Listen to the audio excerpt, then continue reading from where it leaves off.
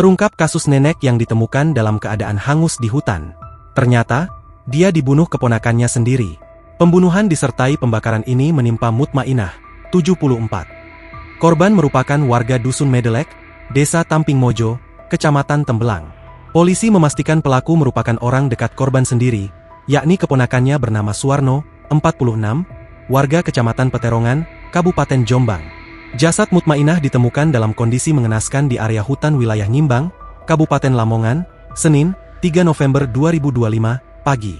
Tubuhnya hangus terbakar dan sulit dikenali.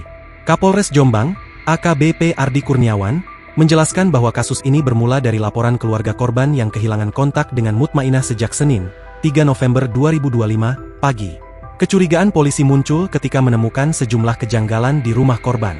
Dari hasil olah TKP dan keterangan saksi, kami menemukan indikasi kuat bahwa korban tewas bukan karena kecelakaan.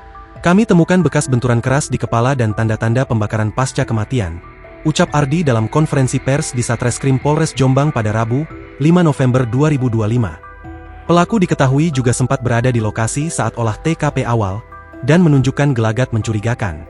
Setelah dilakukan pemeriksaan mendalam, alibi Suwarno terpatahkan oleh hasil rekaman CCTV dan bukti-bukti lain di lapangan. Ia akhirnya mengakui semua perbuatannya. Motif utama pelaku adalah dendam dan sakit hati akibat sering dimarahi oleh korban dalam urusan pekerjaan. Karena korban ini mempunyai usaha simpan pinjam. Selain membunuh, Suwarno juga mengambil sejumlah barang berharga milik korban, ungkapnya. Download Tribun X sekarang, menghadirkan lokal menjadi Indonesia.